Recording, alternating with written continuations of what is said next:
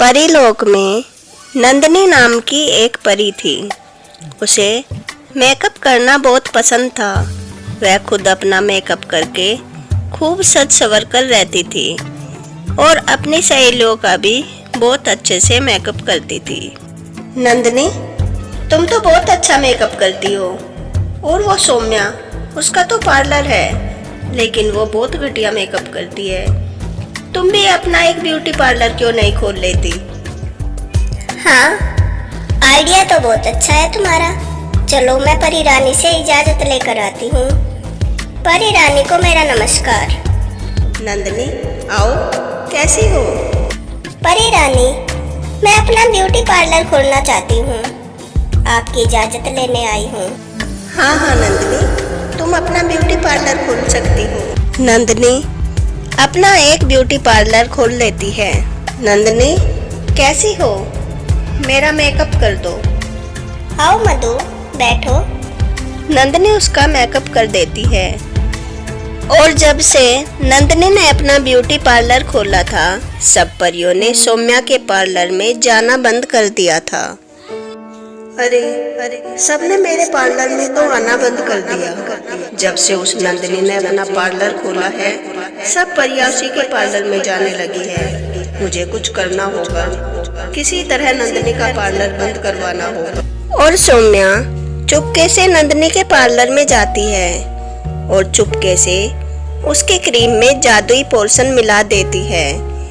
नंदिनी, आज हमें पार्टी में जाना है, हमारा मेकअप कर दो। नंदिनी जैसे ही उस क्रीम का इस्तेमाल परियों के ऊपर करती है, थोड़ी ही देर में वे परियां बदसूरत हो जाती है। नंदिनी, तुमने ये क्या किया? हमारा तो तुमने चेहरा ही बिगाड़ दिया। अब हम तुम्हें नहीं छोड़ेंगे। मुझे माफ कर दो।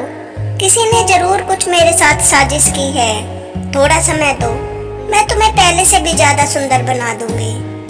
मुझे जड़ी बूटियों का बहुत ज्ञान है। मैं हिमालय पर्वत से जाकर जड़ी बूटी लाती हूँ, फिर मैं तुम्हें पहले से भी बहुत ज्यादा सुंदर बना दूंगी। मुझे थोड़ा समय दो। नंदिनी बहुत ज्यादा परेशान होती है। तभी लाडो चिड़िया नंदिनी के पास आती है। क्या हुआ परी बहन, तुम इतनी परेशान क्यों हो? लाडो, पता नहीं किसी ने मेरे साथ इतना बड़ा धोखा किया है। मेरे पार्लर की क्रीम में किसी ने कुछ मिला दिया और जब उस क्रीम से मैंने परियों का मेकअप किया, वे बहुत बदसूरत हो गई। हाँ परी बहन, मैंने देखा था। कल जब तुम खाना खाने गई थी, सौम्या तुम्हारे पार्लर में आई थी और उसने ही क्रीम में कुछ मिलाया था। सौम्या ने? मैं उसे नहीं छोड़ूंगी, परंतु उसने मेरे साथ ऐसा क्यों किया? लेकिन पहले मुझे उन परियों को सुंदर बनाना है, उसके बाद मैं सौम्या को देखूंगी। और फिर नंदिनी हिमालय पर्वत पर जाती है।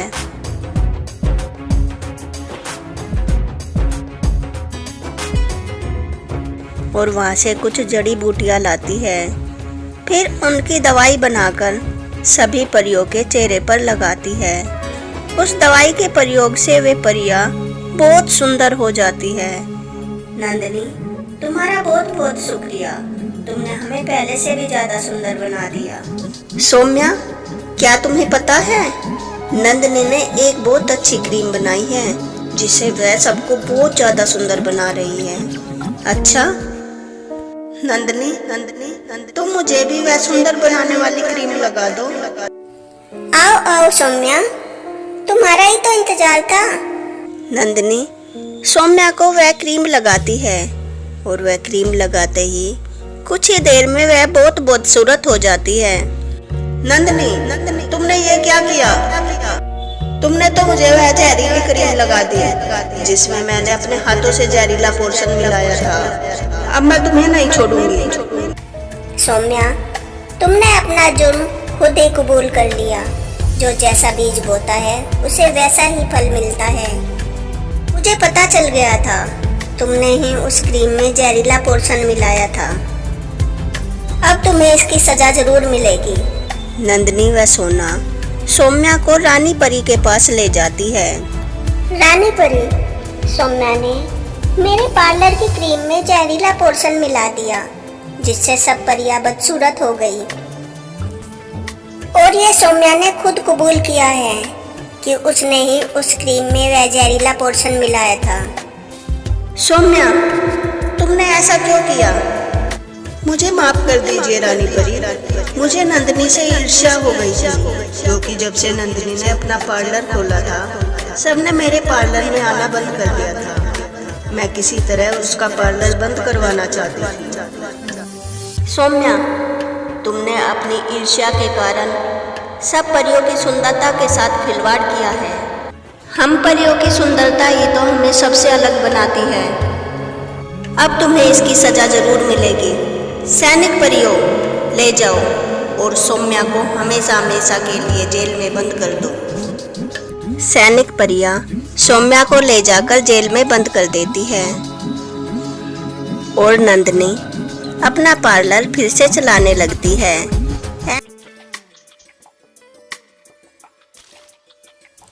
परीलोक में एक नंदनी नाम की बेकर परी थी। वह बहुत स्वादिष्ट केक बनाती थी। सब परियां नंदनी की बेकरी से ही केक ले जाती थी, क्योंकि उन्हें नंदनी के द्वारा बनाए केक बहुत पसंद थे। दूसरी ओर मधुलिका भी एक बेकर परी थी। जब से नंदनी ने अपनी बेकरी शुरू की थी, तब से मधुलिका की बेकरी चलना बंद हो गई थी, क्योंकि वह बहुत घटिया केक बनाती थी। इसलिए सबने उसकी बेकरी से केक लेने बंद कर दिए थे। नंदनी, आज रानी परी का जन्मदिन है। आज रात रानी परी के महल में बहुत बड़ी पार्टी है, इसलिए तुम्हें बहुत सारे केक बनाने हैं। और हाँ, शाम को समय से पहले केक महल पहुंचा देना। ठीक है सौम्या परी, मैं समय से पहले केक तैयार करके महल पहुंचा दूंगी। मेरे पास तो कोई केक खरीदने आ ही नहीं रहा, सब नंदनी के पास जा रहे हैं। और रानी परी का महल से इतना बड़ा केक बनाने का ऑर्डर भी नंदनी को मिल गया। मुझे कुछ करना होगा। नंदनी को सबक सिखाने के लिए मुझे उसकी बेकरी बंद करवानी होगी। और मधुलिका काले जादू से एक पोशन बनाती है और वेश बदलकर नंदनी की बेकरी पर जाती है।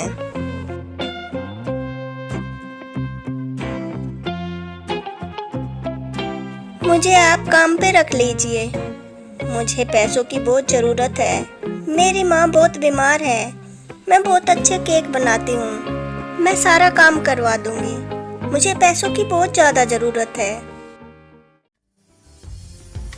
तुम परेशान मत हो और आ जाओ, केक बनाने में मेरी मदद करवाओ। नैना, आज रानी परी का जन्मदिन है और मुझे बहुत सारे केक बनाने का ऑर्डर मिला है, इसलिए जल्दी जल्दी बैटर तैयार करवाओ। शाम से पहले मुझे केक तैयार करने हैं।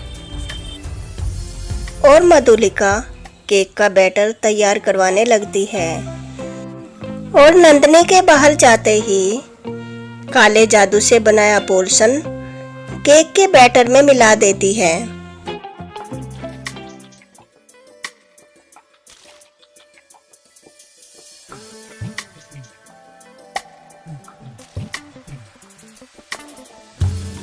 महल में परी रानी के बर्थडे की पार्टी चल रही थी।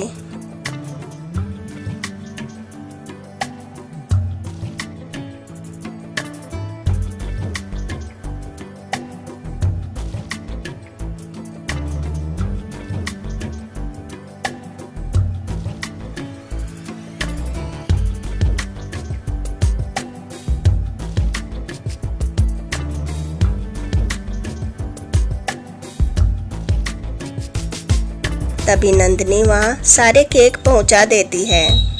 सारी परियां केक खा लेती है और केक खाते ही वे अलग अलग जानवरों में बदल जाती है। नंदनी, तुमने केक में क्या मिलाया था? सारी परियां केक खाकर अलग अलग जानवरों में बदल गई है। अब तुम्हारा बच पाना मुश्किल है। ये क्या कह रही हो सौम्या? तुमने जहरीले केक बनाए हैं। नहीं, ऐसा नहीं हो सकता। नैना, क्या मिलाया तुमने केक में? मैंने केक में काले जादू से बना पोर्शन मिलाया है। पर क्यों? क्योंकि मैं तुमसे बदला लेना चाहती थी। जब से तुमने अपनी बेकरी खोली है, मेरी बेकरी बंद हो गई है। नैना, रानी परी और बाकी परियों से अपना ये काला जादू उतारो, नहीं तो मैं तुम्हें नहीं छोड़ूंगी। नहीं, मैं नहीं उतारूंगी। तुम कर भी क्या सकती हो? नैना, मैं तुम्हारे सामने हाथ जोड़ती हूँ। अगर तुमने उन पर से अपना काला जादू नहीं उतारा तो जल्द ही पूरा राज्य जानवरों में बदल जाएगा। हाँ, मैं उतार सकती हूँ काला जादू, पर मेरी एक शर्त है। लेकिन क्या शर्त है तुम्हारी? इसके लिए तुम्हें मुझे रानी परी की जादुई छड़ी लाकर देनी होगी। उसके बाद मैं सब परियों के ऊपर से अपना काला जादू हटा दूंगी। ठीक है, मैं रानी परी की जादुई छड़ी लाकर तुम्हें दूंगी। और नंदनी महल जाकर रानी परी की जादुई छड़ी लाती है और मधुलिका को दे देती है। और मधुलिका अपने असली रूप में आ जाती है। मधुलिका परियों के ऊपर से अपना काला जादू उतार देती है। वे सब परियां अपने असली रूप में आ जाती है।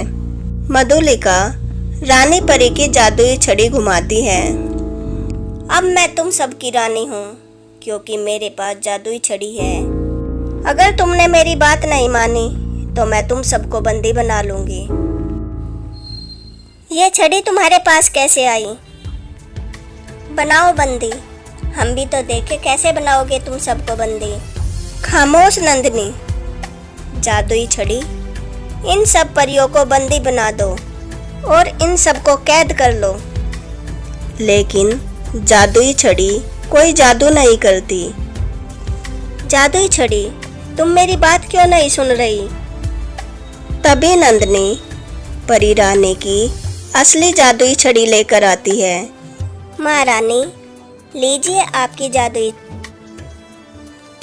जादुई छड़ी।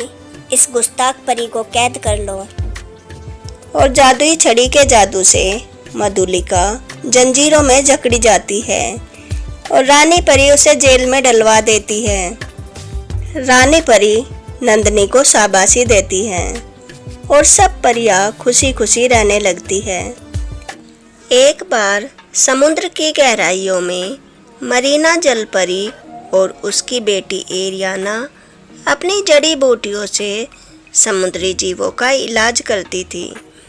अगर किसी को कोई परेशानी होती थी तो वे मरीना जलपरी के पास आते और अपना इलाज करवाते।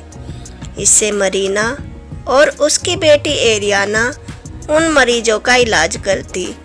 इसके बदले में वे जो भी उपहार या पैसे उन्हें देते, उससे वे अपना घर चलाती थी। दोनों माँ बेटी समुद्री जीवों जलपरियों का इलाज करके बहुत खुश थी। अच्छे से उनकी गृहस्थी चल रही थी। कुछ दिनों बाद समुद्र के दूसरे छोर से एक जलपरी उनके शहर में आ जाती है और अपना एक हॉस्पिटल खोल लेती है। और जो भी मरीना जलपरी के पास इलाज करवाने जाता, उन्हें बीच में रोककर कहती, अरे सौम्या जलपरी, तुम कहाँ जा रही हो और तुम्हें क्या हो गया? तुम्हारी तो हालत खराब लग रही है। अरे डॉक्टर जलपरी, मैं मरीना जलपरी के पास जा रही हूँ। मुझे बुखार है। मरीना जलपरी की दवाइयों से मैं बहुत जल्दी ठीक हो जाती हूँ। अरे सौम्या, क्या तुम अब भी जड़ी बूटियों में विश्वास करती हो?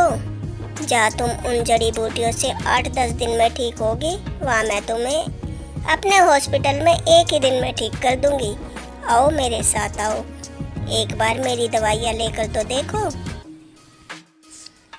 ठीक है डॉक्टर जलपरी, जब आप कह रही हो तो मैं तुम्हारे साथ चलती हूँ। इस तरह जो भी समुद्री जीव मरीना जलपरी से इलाज करवाने जाता, वह डॉक्टर जलपरी उसे अपने साथ ले जाती। एरियाना बेटी, हमारे पास तो अब कोई इलाज करवाने नहीं आ रहा। अब हम कैसे करेंगे? कैसे घर खर्च चलेगा? हाँ माँ, मैंने भी देखा, जो भी हमसे इलाज करवाने आता है वो डॉक्टर जलपरी बीच में ही उसे अपने हॉस्पिटल में ले जाती है। इसलिए सबने हमारे पास आना बंद कर दिया। डॉक्टर जलपरी, मेरी बीवी बहुत बीमार है। ये कुछ दिनों से चल नहीं पा रही। इसकी रीढ़ की हड्डी में कुछ प्रॉब्लम हो गई है। इसे ठीक कर दो। हाँ हाँ, मैं इन्हें बहुत जल्दी ठीक कर दूंगी। बस तुम्हें मुझे 100 सोने की मोहरें देनी होगी। ठीक है, तुम इसे जल्दी ठीक कर दो। 100 सोने की मोहरें मैं तुम्हें पहले ही दे दूंगा। डॉक्टर जलपरी, पूरा 1 साल हो गया, लेकिन मेरी बीवी को तो कोई आराम नहीं हुआ। तुमने तो कहा था कि तुम इसे 10-15 दिनों में ही ठीक कर दोगी। मैं इलाज कर रही हूँ ना, मैं भगवान तो नहीं जो जादू से इसे ठीक कर दूँ। और हाँ, तुम्हें बता दूँ, तुम्हारी बीवी कभी ठीक नहीं होगी। ये हमेशा ऐसी ही रहेगी। ये तुम क्या कह रही हो? अगर तुम मुझे पहले बता देती तो मैं इसका इलाज कहीं और करवाता। हाँ हाँ, अब करवा लो कहीं और इसका इलाज। कहीं भी ले जाओ, ये ठीक नहीं होगी। डॉक्टर जलपरी, तुम बहुत ही निर्दयी, घमंडी और क्रूर हो। मरीना जलपरी, मेरी बीवी को ठीक कर दो। इसकी रीढ़ की हड्डी में कुछ प्रॉब्लम हो गई है। मैं तुम्हारे सामने हाथ जोड़ता हूँ, तुम इसे ठीक कर दो। अरे एरन, आओ, और आप निराश मत हो। भगवान की कृपा से ये जल्दी ही ठीक हो जाएगी। और मरीना और एरियाना उस जलपरी का 8 दिनों तक इलाज करती है और वो 8 दिनों में बिल्कुल ठीक हो जाती है। एरन, आपकी बीवी बिल्कुल ठीक हो गई। अब आप इसे घर ले जा सकते हैं। मरीना व एरियाना, तुम बहुत अच्छी हो। तुमने मेरी बीवी को ठीक कर दिया। मैं बहुत खुश हूँ। मैं अपनी खुशी से तुम्हें ये 1000 सोने की मोहरें दे रहा हूँ। नहीं नहीं एरन, हमें इतनी सोने की मोहरें नहीं चाहिए। बस हमें तुम 2 सोने की मोहरें दे दो, यही हमारी फीस है। मैं जानता हूँ, गरीबों और लाचारों की मदद करना। फिर दोबारा सभी जलपरियाँ व समुद्री जीव अपना इलाज करवाने के लिए मरीना के पास आने लगे और वह डॉक्टर जलपरी वहाँ से चली गई। मरीना व एरियाना जलपरी खुशी खुशी सबका इलाज करने लगी और उन्होंने अपना एक छोटा सा हॉस्पिटल भी बना लिया। ऐसे ही नई नई कहानियाँ सुनने के लिए मेरे चैनल को लाइक एंड सब्सक्राइब करें। Thanks for watching.